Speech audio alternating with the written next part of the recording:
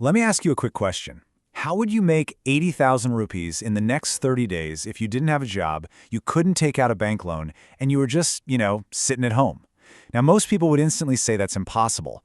But what if I told you that wealth doesn't actually require massive capital, a huge network, or even a stroke of luck? Today, in this explainer, we're going to be looking at a proven blueprint for wealth creation that was actually born during one of the most difficult economic times in human history. We're talking about the 1930s Great Depression, a time when literally a quarter of the world was out of work. So, welcome. Today, we are breaking down the incredibly powerful insights from F.C. Minaker's timeless book, 1,000 Ways to Make $1,000.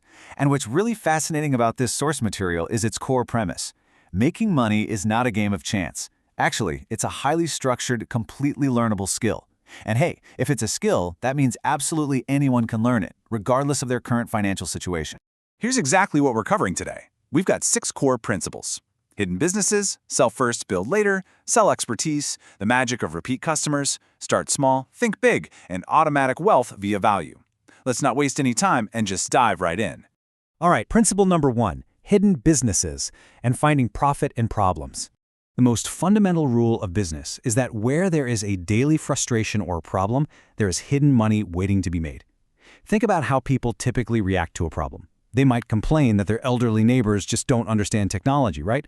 But the wealthy mindset looks at that exact same situation and sees a highly monetizable, zero-investment local problem. You could spend just 2 hours a week teaching them how to use WhatsApp video calls or maybe UPI payments and charge a really small fee like 500 rupees a month. Get 10 households on board, and you've just created a 5,000 rupees monthly income out of thin air with absolutely zero capital. And to put that into perspective, a simple frustration can become a massive empire if you focus on solving it.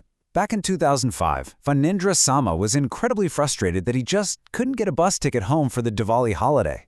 Instead of just complaining about the broken system, he turned that frustration into a business solution. With just 5 lakhs, he started Redbus in 2006, taking the chaotic offline bus booking system completely online. He solved a massive problem for millions of people, and because that solution was so undeniably valuable, the company eventually sold in 2013 for a staggering 800 crore rupee. Minaker's rule is crystal clear here. You don't always need to invent something brand new. You just need to find what people are struggling with and offer the fix.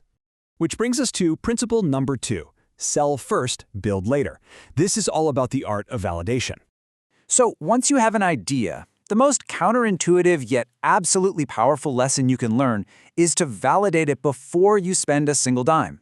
Let's say you want to start a home-cooked tiffin service. The flawed approach? That would be spending your life savings setting up a commercial kitchen, launching it, and then desperately hoping people buy your food. Often, they don't, and your time, energy, and money are just gone.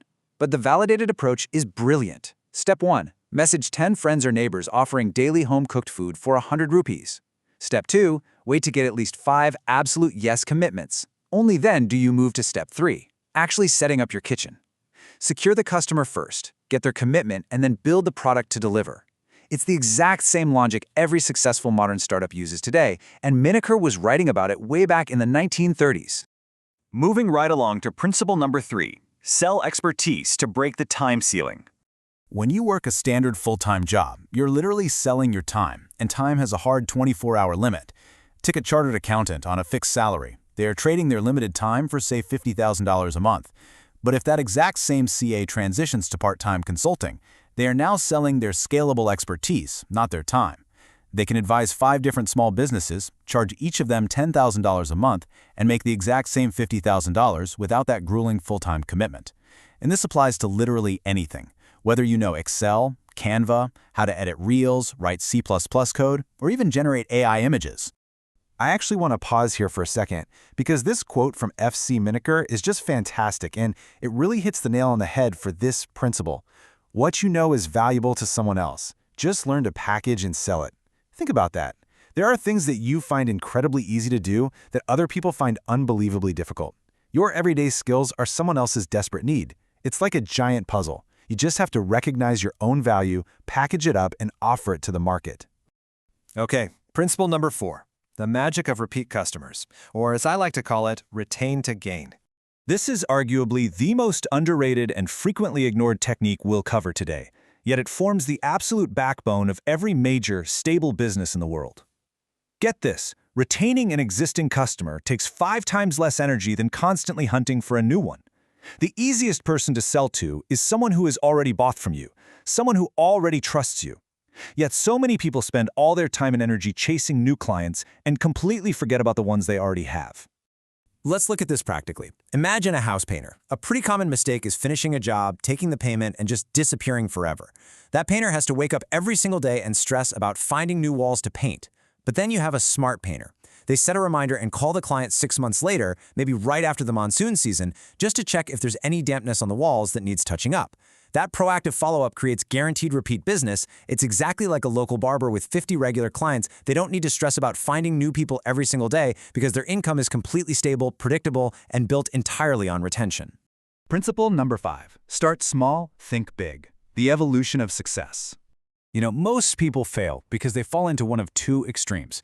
Either they think way too small and just stay stuck there forever, or they think so massively big, like needing a fancy office, a full staff, and major investment, that they get completely paralyzed and never even start. But a business has a natural evolution. A home baker doesn't start with a massive commercial factory.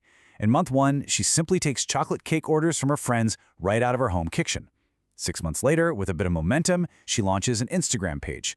A year in, maybe she opens a small physical bakery. 3 years later, she's pulling in 1 lakh rupee a month doing bulk corporate orders. It's a steady evolution. Remember, even massive global empires like McDonald's started as a single roadside burger stall. The big vision is absolutely necessary, for sure, but taking that tiny, completely manageable first step is what actually builds the empire. And that leads us to our final principle: automatic wealth via value. Stop chasing money. It sounds crazy, but people who constantly chase money usually stay pretty far away from it. Instead, money automatically chases people who effortlessly create undeniable value. So, what does that actually look like in the real world? Let's say you're a freelance video editor. An average worker just does exactly what they're told. They edit the video, deliver it, and ask for their paycheck. But a true value creator, they edit the video, but they also go the extra mile to suggest the perfect thumbnail design, and they recommend cutting a 15-second version instead of a 30-second one because they know it's going to perform way better on social media. Who do you think the client is going to hire again and happily pay more? The value creator, obviously. Wealth automatically follows those who make their clients' or bosses' lives easier by bringing proactive solutions to the table rather than just completing basic tasks.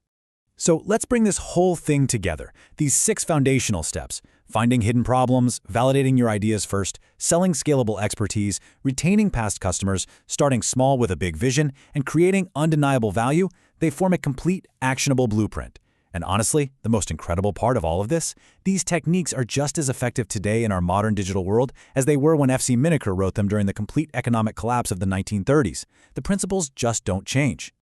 Which leaves us with one final, really provocative question to end this explainer. Are you lacking money, or are you actually just lacking action? You might feel like you don't have the right job, the right income, or the right direction right now. And sure, there are always challenges. But remember the core message from our source material today. A lack of money is usually not a lack of ideas, it's a lack of action.